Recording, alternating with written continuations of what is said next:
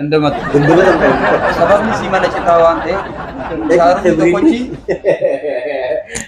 Shaarun tokko misaayilii siin jedhamu kun misaayil pilaastikiin kun viillaa keenya sana alkoolii gurgura beektaa. Dargaggeessa Oromoo kanatu baadiyyaa irraa boqqollaa gurguree, jimaa gurguree, qamadii gurguree, sangaa gurguree, jibicha gurguree dhaqee ishiin Awurooppaa istaayilii jettee qumxaa uffatteetu tutmaa jaa qofaan hoteela kana keessa dimlaayitii fa adda addaa kana ibsatanii bifa tokko jijjiiranii faranjiiru. Akkamitti tollaa barbaachisa. Kanaafuu har'a rakkinni nuti xiinxallaa jirru waa'ee dargaggeessaati. Keessumaayyuu dargaggeessi irra caalaan isaa deemuu jira. Biyya gatee biyyaa bahuu jira. Maa dhufte mootummaan waan akkanaa nu godhee nu fixee nu hidhee nu miidhee dhalaadhu maa dhufte biyya keenyatti hongeen bu'ee mootummaan nu dararee barachuu nu dhoowwee otuma jedhama. Walumaa gala biyya ormaa kana keessa keessumaayyuu naannoo baha Eeshiyaa kana keessa Itoophiyaanonni miiliyoona wayitti laafaa. Mee amma dhugaa dubbachuu mootummaan nama kan hundan baratinaa jedhee dhoowwachuu dubbii biraati. Garuu ammoo biyya walqixxummaa naqaan jirre diimokiraasiin jirre dhugaa keessa hin jirre barachuullee baay'ee rakkisaa ta'eetu hin hojjanne, hin daldalle, hin baranne, hin arganne. Hangam baratteertaa sadarkaan barnoota isaan jiru. Hangam hojjetteertaa hojiin isaan jiru. Namni osoo hin baratinii, osoo hin hojjetinii qabeenya fidaan, beekumsa fidaan dubbii biraati. Amma kana booddee dubbii bilchiginaa yeroo tokko ta'u. Isa qamaanu kana mootummaan nu gabbaree osoo hin taane oomisha lafa keenya irraa dhufe waan ta'eef qabeenya keenyaan boonaa waan kiisa keenyaan boonaa haasa'uudha. Namni kana immoo mootummaa abbaan fedhe dhufee nu murteessuu hin danda'u. Yoo kana nu murteessu taate jalqaba haraqee irratti xiyyeeffachuu qaba. Kuyya akka taanaan halkan hoteela dhaabanii dhala Amaaraa hoteela keessa jira beektaa. Amma biyya keenya kana Oromiyaa keessa halkan dhalanii siin jedha. Warrumti beekan warrumti biyya irratti dhalate. Itoophiyummaan kun Awurooppaatti ta'ee achi taa'ee birrii 3,000 qabatee dhaqee hoteela nama gabbaree harka isaa duwwaa raasee ba'a. Kamiree barnoonni kiyya. Inni baratee ati jijjiiramni baratee jijjiiramati fidde kaminni hin jiru.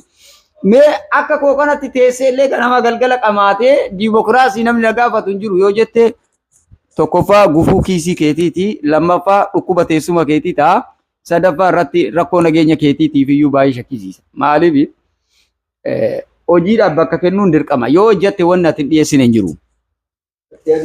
Itti yaaduun dirqama. Nyaachuun duratti hojjechuu gaafata. Akkamittiin akka nyaattu beekuu si barbaachisa. Dhukkuba biyya keenya keessa jiru jalqaba nuti amma yaanni nuti qaamne ka Oromoo duwwaa irratti xiyyeeffate osoo hin taane keessumaayyuu Oromoo fayyada. Maaliif Oromoo fayyada? Asirratti wanta katanii amma dhufati. Wayina dhufe akkuma dhugatti yeroo ammaa kana keessatti hatta sabaa lamni hunda ta'e mootummaan deeggaramuu qabu deeggaramuu qabu ta'e yaadda. Maal irratti deeggaramu? Wayina deeggaramu fakkeenyaaf siyaasa jechuun siyaasaan waloodha. Akka feetoo taates waa tokko hin gootu. Maaliif Itoophiyaadha waan ta'eef. Ammoo yeroo diinni alaa tokko seenuudhaaf deemu diinagdee ta'e ta'a. Maal duraan qabeessee boochaa miti. Akka gartee gazzaa ta'e Israa'el kanatti waan amma Itoophiyaan waan akkas hin dandeessu. Dandamee akka biyyattii akka gazzaa kanatti immoo yoo dhoomte Miliyoona 70 sana. Akkaataa keenya. Waan addunyaan dorgomaadha. Amma mootummaa sirriiwwan deeggaramuu qaba jedhee yaadda. Maal beekte? Eenyuun wal dhabee deeggarsi kun amma mootummaan ani hin deeggaramu siin hin jenne. Mootummaa kana waan deeggaramuu barbaachiseef irratti beekuu jimaadhaaf hin qama uree mootummaan isaadhaan deeggara. Sirriidha. Mootummaan yeroo nuti waan biyyaaf tolu tokko hojjetu Hin jaalatama. yeroo biroo jettee adda adda tokko hojjetu jaalachuun dirqama beekama. Osoo ishee jaalachuun taane hojii isaa jaalata. Digalee hojiin biraa duuba yoo dhufte hojii hamtuu sirratti hojjetee jibbuu dandeessa. Garuu Itoophiyaa keessatti tokko tokko jaallatee hojii afaan hin jibbuu yoo ta'e weessa si dhaabbataa yoo ta'e. Itoophiyaan maal seeta amala akkamii qabdi? Sadarkaa sadiitti nama faarsiti beektaa?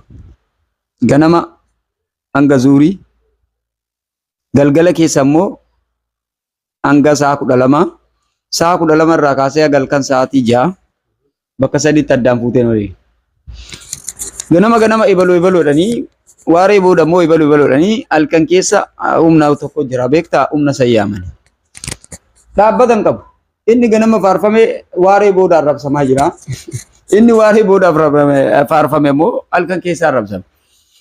Deeggaruu jechuun waan sii ta'u, waan isaafillee ta'u, waan biyyaafillee ta'u, waan bu'aa qabu, waan hawaasa keessana gammachiisu gaafa dalage hunda hawaasaatti hojjetellee ta'uu dandeessa. Maqaan nama tokko gaarummaa gaafa fide yeroo kamuu jaalalaa fi sadarkaa seenaa keessatti waamamuun isaanii.